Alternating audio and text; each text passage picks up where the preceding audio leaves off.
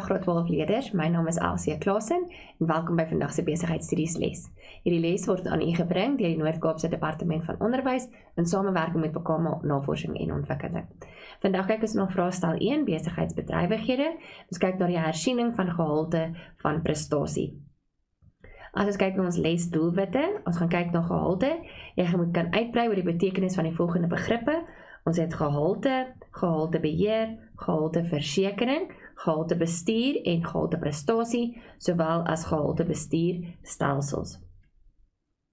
Dan het ons ook onderskei tussen gehaltebeheer en gehalteversekering, onderskei tussen gehaltebestuur en gehalteprestasie, bespreek die voordele van goeie gehaltebeheerstelsel of bestuurstelsels, verduidelik of bespreek hoe gehalte van prestasie kan bydra tot die sukses of die mislukking van elke besigheidsfunksie spesifiek, en dan ook beskryf of stel voor die gehalte aanwysers vir elke besigheidsfunksie.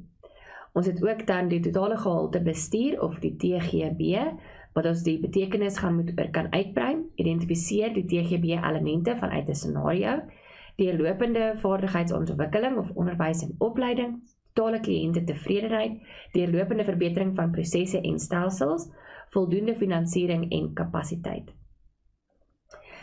As ons aangaan met TGB, monitering en evaluering van kwaliteitprosesse, evalueer die impak van die bogenoemde TGB-elemente op groot besighede, verduidelik hoe besighede die PDKH-model stappe kan toepas om kwaliteit van produkte te verbeter, en dan verduidelik die rol of die belangrikheid van gehalte sirkels as deel van die voortdurende verbetering van prosesse en stelsels. En dan het ons ook bespreek die impak van TGB indien dit swak geïmplementeer word, en dan stel maniere voor waarop TGB die koste van gehalte kan verminder. As ons oorgaan na die terminologie, het ons gehalte. Gehalte is produkte en dienste wat behoeftes bevredig en kliënte oortref, of die verwagting van kliënte oortref. Gehaltebeheer is 'n stelsel wat verseker dat daar aan die verlangde kwaliteit voldoen word deur finansiële produkte inspekteer om te verseker dat dit aan die vereistes of standaarde voldoen. Gehalteversekering is 'n kontrole wat tydens die produksieproses plaasvind. Gehalteprestasie kyk ons na die totale prestasie van elke departement en hoe hulle gemeet kan word.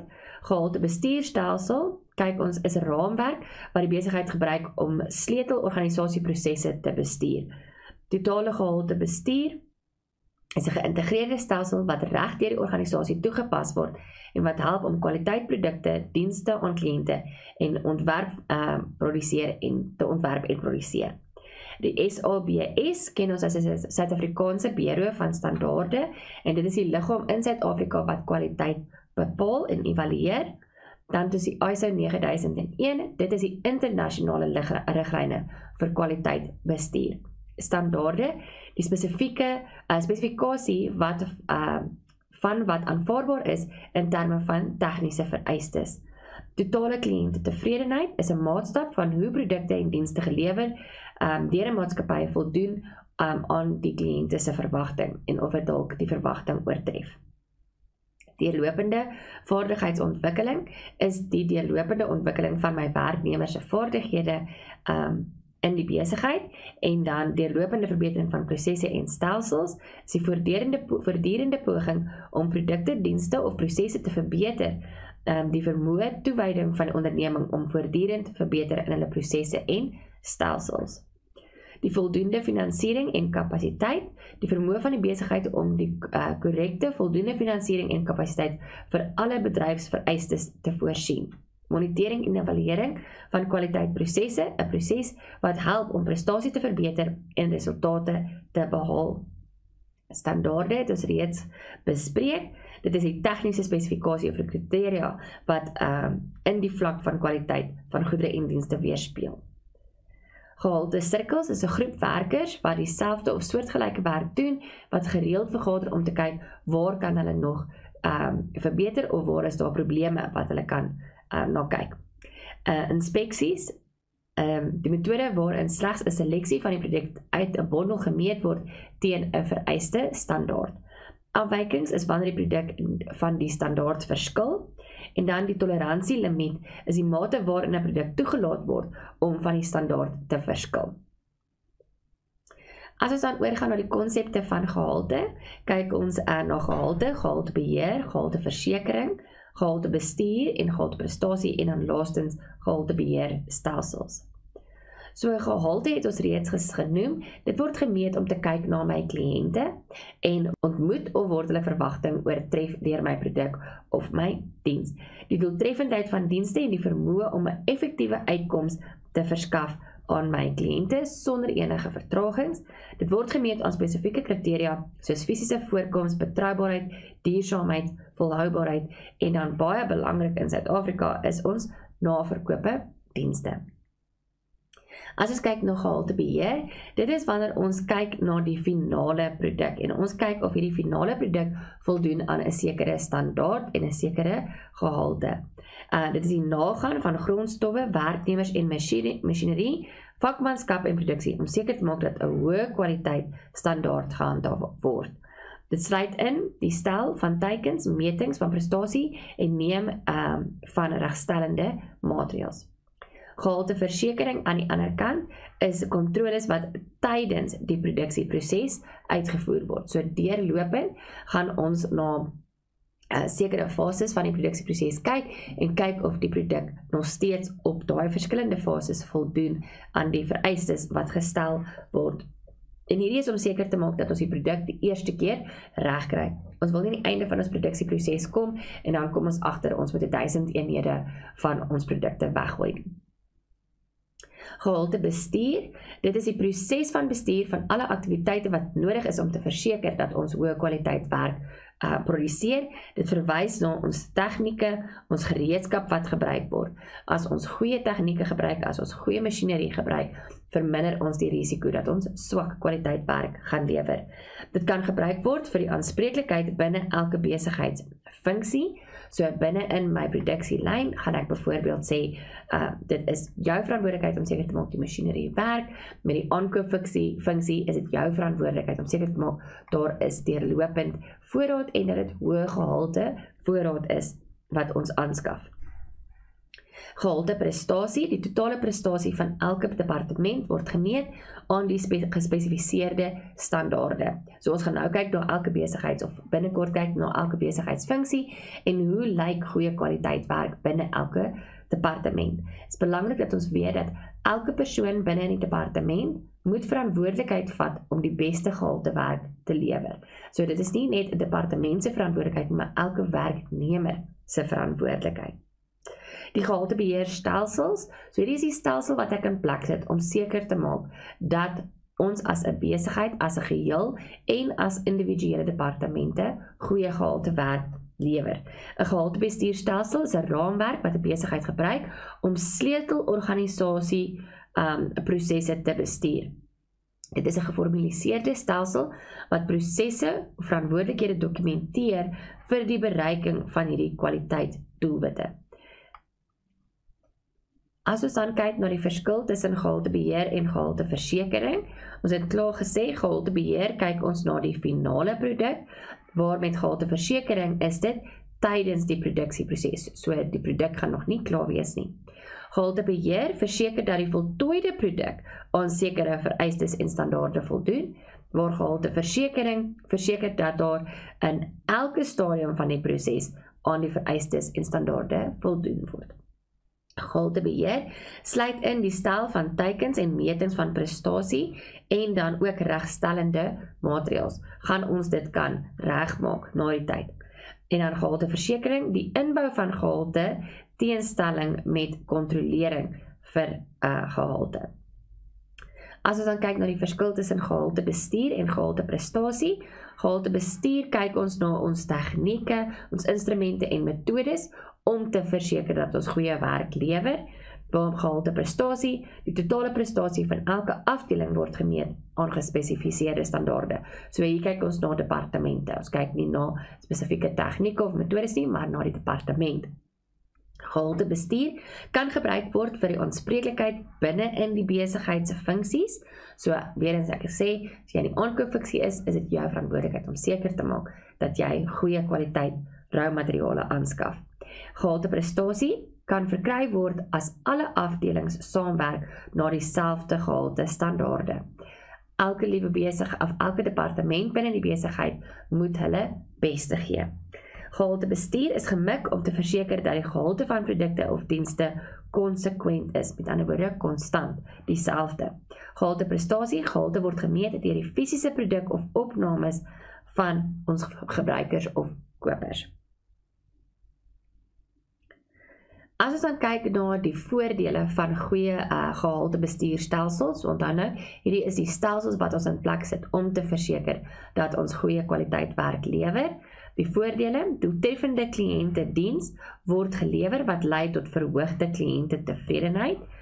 De tyd en organisatoriese hulpbronne soos finansies en grondstowwe word doeltreffend gebruik. Baie belangrik, ek wil nie hê iets moet mors nie. So as ek 'n stelsel in plek het om seker te maak dat my menslike hulpbronne, finansiële hulpbronne, ruimmateriale, alles tot die beste van hulle vermoë gebruik word, dan gaan ek minder mors. Produktiwiteit gaan definitief verhoog, want ek gebruik alles tot hulle volle kapasiteit, deur behoorlike effektiewe tydsbestuur gebruik te maak, en dan ook hulpbronne van goeie gehalte.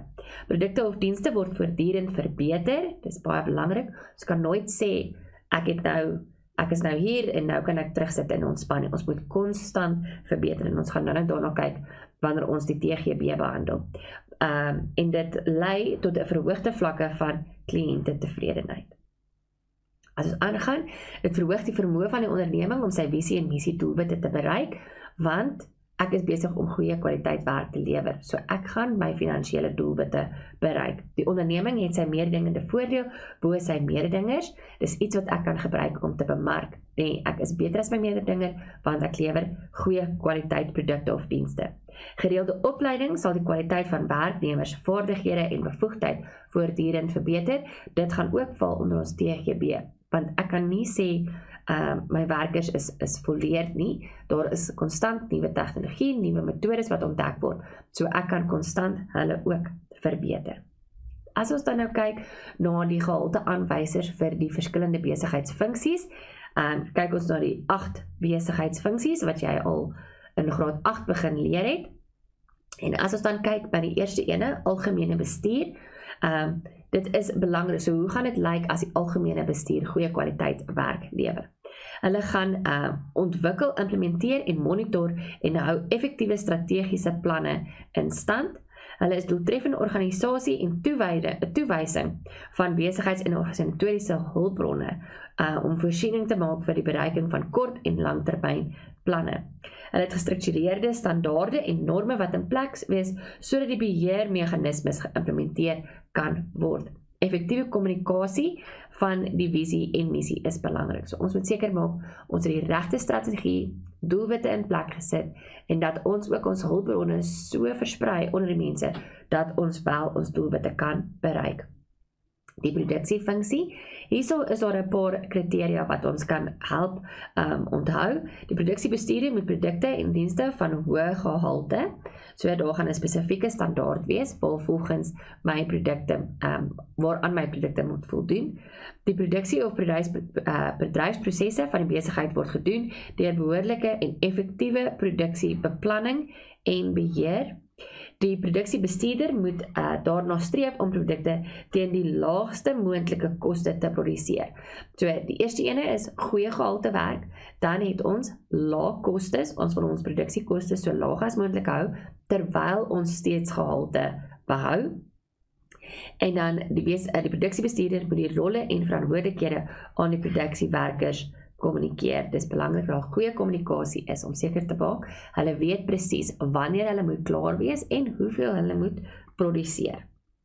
Dan die aankoopfunksie, dit is wanneer ons voorraad aankoop, hulle moet grondstowwe koop teen die laagste moontlike prys, verseker vereiste hoeveelhede word op die regte tyd, so die regte hoeveelhede en dit moet op die regte tyd afgelewer word. Ons moet 'n betroubare verskaffer kies, met ander woorde iemand wat ons weet gaan genoeg, gaan betyds en gaan hoë gehalte produkte aflewer. En dan plaas ons bestellings betyds. Dit is jou verantwoordelikheid as die aankoopfunksie om voortdurend te weet wat se voorraad moet hoeveel voorraad moet aangekoop word en wanneer moet dit aangekoop word, want alles gaan nie dieselfde tyd vat nie, en ek moet seker maak daar is konstant voorraad, want ons wil nie hê produksie moet stilstaan nie. Dan die bemarkingsfunksie, verkry 'n groter markandeel, dit is ons hooffunksie, is om meer verbruikers te kry, deur effektiewe en doeltreffende kliënte diens. Dit is nie altyd net die produk wat belangrik is nie, dit is die diens wat saam met die produk gaan wat belangrik is. Ons moet ons kliënte se loyaliteit kry, deur aan hulle behoeftes en begeertes te voldoen, en ons moet hulle verwagtinge oortref. Dis op die ou einde van die dag ons groot mikpunt. Hou by die etiese advertentiepraktyke. As jy in die bemarkingsfunksie is dit belangrik dat jy weet wat is die wette, wat is die reëls in terme van advertensies, want dit lewer goeie kwaliteit advertensies, wat dan nou meer kliënte na ons toe gaan lok. Ons moet ook weet wie is ons mededingers en hoe kan ons voordeel trek bo hulle. As ons kyk na die finansiële funksie, is dit baie belangrik dat ons strategieë in plek sit om winsgewend te bly. Ons gaan ook moet kyk hoe ons kapitaal kan gebruik. Wat is 'n betroubare bron van kapitaal en hoe kan ons daai kapitaal belê? As ons surplus kapitaal is, moet ons seker maak dat ons reg belê sodat dit passief kan groei. Ons kan ook onderhandel vir beter rentekoerse wanneer ons wel skuld maak en dan stel begrotings op, en dis baie belangrik dat ons nie net 'n begroting opstel nie, maar dat ons konstant dit monitor in terme van die kontant vloei. Ons het dalk vir iets beplan in ons begroting, maar as gevolg van onbeplande omstandighede is die kontant vloei dalk nie moontlik nie. As ons kyk na openbare betrekking funksie, ons ken dit in Afrikaans, of die Engels, is eintlik PR, Public Relations, in Afrikaans openbare betrekkinge.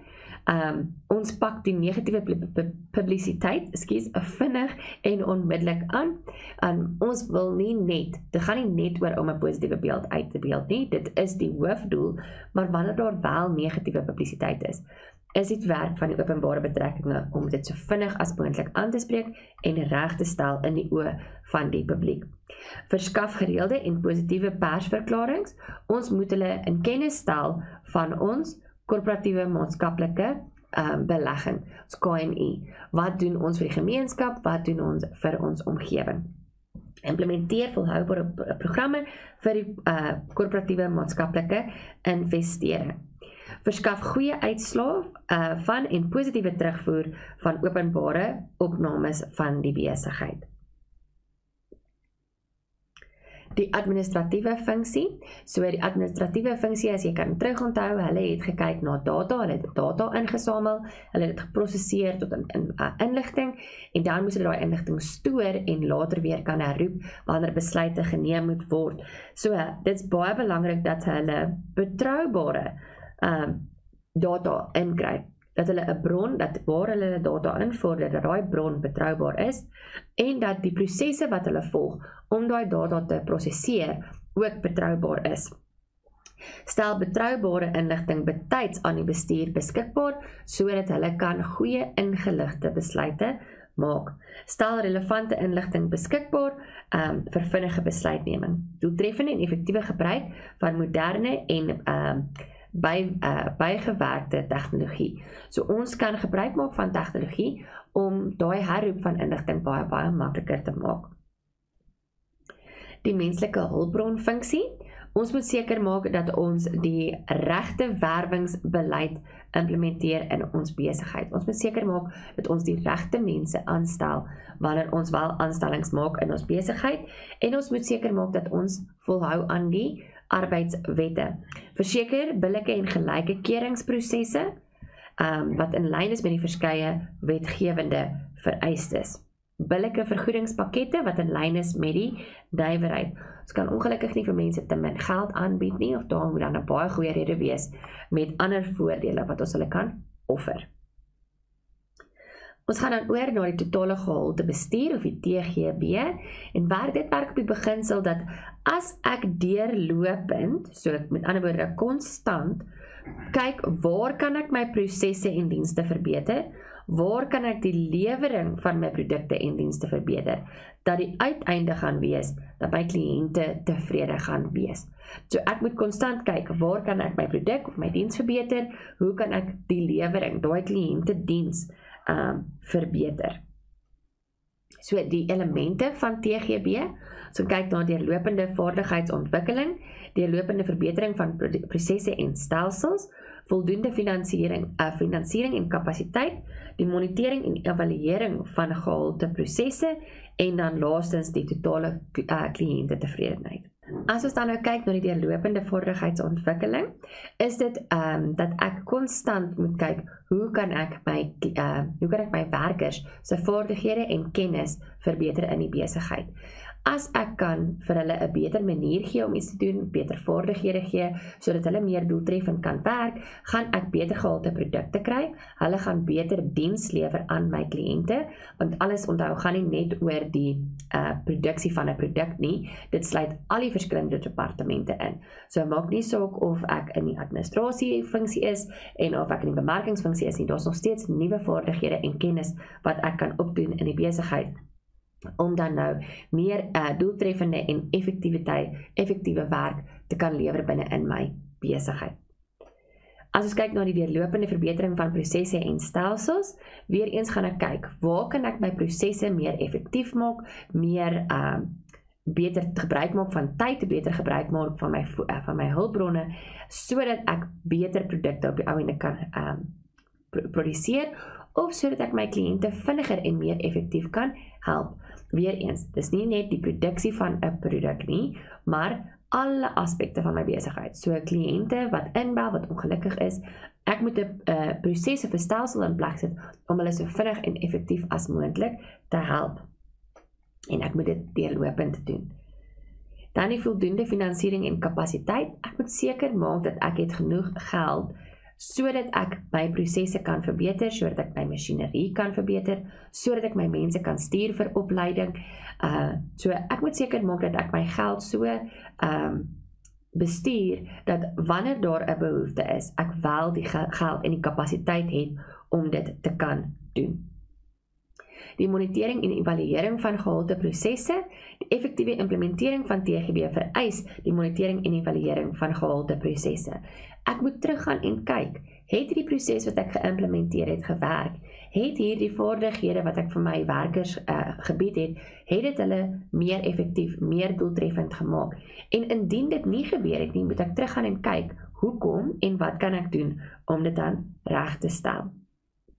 En dan laastens het ons die totale kliënte tevredenheid. Op die ou einde van die dag is dit hoe ek gehalte meet, en dit is my einddoel, is om seker te maak my kliënte se verwagting word nie net ontmoet nie, maar oortref met my produk en met my diens wat ek aan hulle lewer. Die vermoë en toewyding van die besigheid om totale kliënte tevredenheid te bereik. Die besigheid moet daarna streef om gehalte produkte en dienste te verskaf om te voldoen aan ons behoeftes, verwagtinge en tevredenheid te oortref. Goeie kennis, inligting, navorsing rakende huidige en toekomstige kliëntebehoeftes is noodsaaklik. Ek moet weet wat aangaan met my kliënte, ek moet weet wat kan hulle bekostig, wat soek hulle, en dit gaan ek bereik deur marknavorsing te doen. En ek moet weet, waarheen gaan die modes, waarheen gaan die tegnologie, wat gaan hulle moontlik in die toekoms wil hê, sodat ek proaktief en nie reaktief is nie. As ons dan kyk na die impak van elke TGB element op groot besighede, wil ek hê jy moet dink dat 'n groot besigheid, wat is die voordeel wat groot besighede het en wat is die nadele wat groot besighede het. So as ek kyk na die lopende vaardigheidsontwikkeling, groot besighede het die voordeel dat hulle het die menslike hulpbron afdeling wat toegewy kan wees aan vaardigheidsontwikkeling. Met ander woorde, hulle het genoeg werkers en genoeg manskappe om vaardigheidsontwikkeling te kan fasiliteer. Met groot besighede, die menslike hulpbronkundiges, verseker dat opleidingsprogramme relevant is. Weerens, hulle die menskrag, die arbeidsmag, om seker te maak dat dit reg geïmplementeer word ook.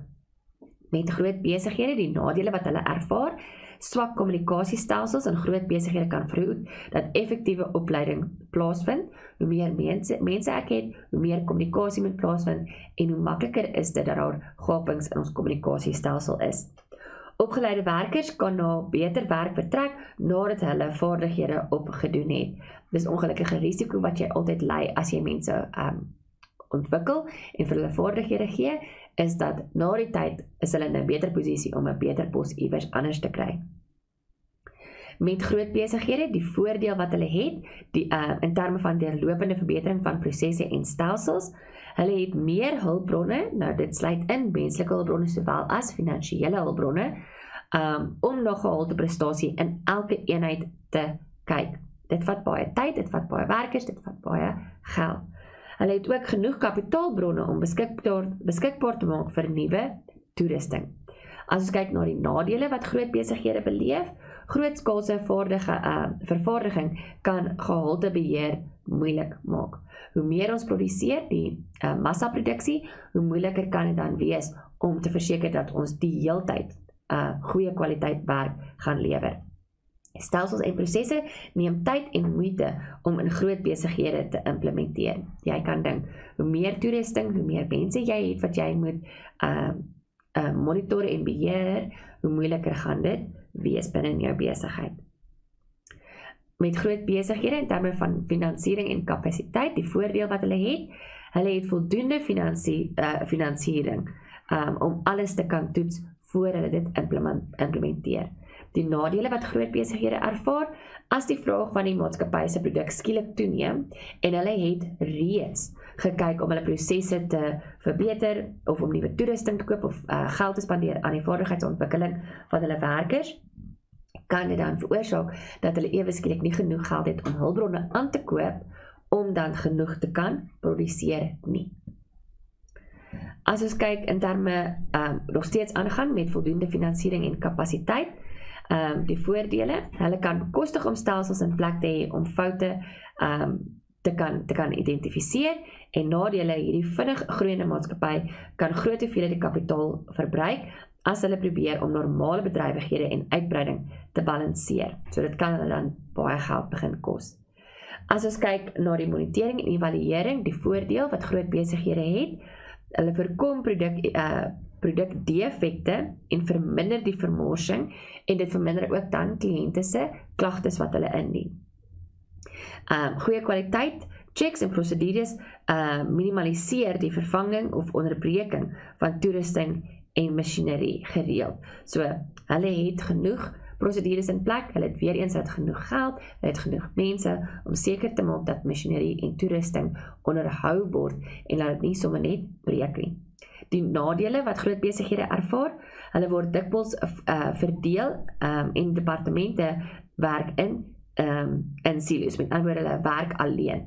Daar is nie, as die besigheid baie groot is, gaan daar dalk nie goeie verhouding wees tussen die verskillende departemente nie. Elke departement fokus net op wat hulle spesifiek moet doen. En dit kan dan dus moeilik wees vir almal om saam te kommunikeer. Dit neem dikwels langer om probleme op te spoor binne in 'n groot besigheid, want daar is soveel meer plek waar ek moet kyk. As ons dan kyk na totale kliënte tevredenheid en die voordeel wat groot besighede het, hulle gebruik marknavorsing en kliënteopnames om te meet en te monitor of hulle aan die kliënte se behoeftes voldoen. Weereens hulle het die mensekrag, hulle het ook die finansies om dit te kan doen. Hulle bevorder ook voortdurend 'n positiewe maatskappybeeld. Onthou, hulle het mense in die openbare betrekking departement wat konstant positiewe inligting uitstuur na die publiek. Hulle het ook die finansies om te kan belê in hulle korporatiewe maatskaplike investering, wat dan weer eens 'n goeie beeld vir die maatskappy skep. Die nadele wat groot besighede ervaar, die werknemers wat selde met kliënte in aanraking kom, weet dikwels nie wat is hulle behoeftes nie. Dis dalk 'n klein groep mense wat te doen het met die kliënte, en in 'n groot besigheid gaan jy dalk, afhangende van in wat se departement jy werk, nooit te doen kry met die kliënte nie. Dan monopolitiese maatskappye het bedingingsmag vermeerder sodat hulle dit nie doen noodwendig kliënte tevrede te stel nie. So monopolities, daar is nie baie nie, en so ons gee nie regtig dan nou om oor of ons kliënte tevrede is nie, hulle moet ons produkte koop. As ons kyk na die PDKH model, dit staan vir plan, doen, kontroleer en hanteer. Wanneer ek dan nou 'n proses wil verander, wanneer ek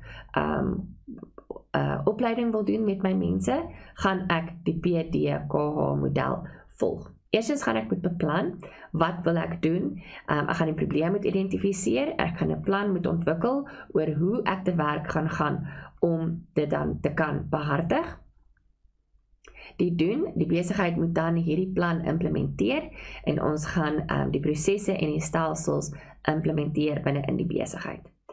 Kontroleer of analiseer, ons moet nou kyk, het dit wat ons geïmplementeer het gewerk, en indien dit wel nie gewerk het nie, gaan ons dit dan hanteer, of ons gaan dan kyk, waar kan ons aanpassings maak, om dit beter te doen in die toekoms. As ons kyk na gehalte sirkels, hierdie het ons vroeër gesê is 'n groep mense van verskillende departemente wat soortgelyke werk doen. Hulle kom op 'n gereelde basis bymekaar en kyk of hulle kan probleme identifiseer of areas waar ons nog steeds kan verbeter. En dis hulle werk om te kyk waar die areas is en dan om voorstelle te maak oor hoe ons dit wel kan verbeter. Hulle los probleme op wat verband hou met kwaliteit en implementeer verbeterings. Hulle ondersoek probleme en stel bestuuroplossings voor. Hulle verseker dat daar geen duplisering van aktiwiteite is nie. Dis baie belangrik want duplisering beteken ons mors hulpbronne en ons mors tyd natuurlik. Maak voorstelle vir die verbetering van stelsels en prosesse in die werksplek. Hulle verbeter die kwaliteit van produkte en dienste omdat hulle konstant kyk na die prosesse en hoe ons dit beter kan doen. Hulle monitor en versterk strategieë om 'n gladde verloop van sakebedrywighede te verbeter. Hulle verminder ook die kostes, want as ons nie mors nie, gaan ons kostes verminder en ons gaan nou kyk hoe TGB kan bydra tot die vermindering van kostes. Hulle verhoog werknemers se moraal en motivering, want onthou hulle word voorsien van vaardighede en hulle word voorsien van beter prosesse, beter masjinerie om hulle werk beter te kan doen. Kwaliteitssirkels bespreek maniere om die kwaliteit van werk en vakmanskap te verbeter. Hulle skep ook harmonie en hoë werksverwagtinge in die werksplek. As ons dan kyk die impak van TGB wanneer dit swak geïmplementeer word, so dit is wanneer dit nou nie goed geïmplementeer word nie. As ons onrealistiese spertye in plek sit, kan dit daartoe lei dat werknemers oorweldig voel, dat hulle foute maak, slegte besluite maak en dan natuurlik gaan die kwaliteit van ons werk afneem. Werknemers is dalk nie voldoende opgelei nie. Ons verwag van hulle om goeders te doen waarvoor ons nie opleiding aangebied het nie en weer eens gaan dit lei tot foute en swak gehalte werk. 'n Afname in produktiwiteit as gevolg van onderbrekings. As ons nie gaan seker maak dat ons prosesse en stelsels reg werk nie, as ons nie gaan seker maak dat ons masjinerie en toerusting reg werk nie, gaan ons kort moet stop om dit dan reg te stel en daai onderbrekings veroorsaak dan dat ons spertye gaan mis. Besighede sal moontlik nie in staat wees om die nodige veranderinge aan produkte of dienste aan te bring om die behoeftes van kliënte te bevredig nie. Besigheidsreputasie of beeld kan daarna lei. As ons swak produkte lewer, as ons swak kliënte diens lewer, en onthou dis self die lewering van die produk, dit is ook die naverkoopsdiens wat mense ervaar, dit gaan 'n swak beeld. En dit kan wees dat mense besluit, ons gaan nie weer met julle besigheid doen nie, as gevolg van swak produkte, of 'n slegte beeld wat ons skep. Kliënte sal baie alternatiewe hê om van te kies, en die impak kan verwoestend wees vir die besigheid. Ons moet onthou dat ons mededingers besig is met dieselfde proses om hulle besigheid te verbeter, om hulle kwaliteit te verbeter. So as ons gaan begin sleg doen in daai area, gaan ons mededingers ons oortref. Beleggers kan beleggings onttrek as daar 'n afname is in ons wins. 'n Afname in verkope na mate meer goedere deur ontevrede kliënte teruggestuur word. Weereens, hulle is nie gelukkig nie, hulle stuur dit terug. Dit gaan ons verkope verlaag en die kans dat hulle gaan terugkom verminder. Hoë personeel omset as gevolg van swak vaardigheidsontwikkeling. Ons werkers voel nie dat hulle ontwikkel word nie en dat hulle nie die vaardighede het nie. En dan ongedokumenteerde, onbeheerde kwaliteitsprosesse kan foute, afwykings en vooropgestelde kwaliteitsstandaarde tot gevolg hê.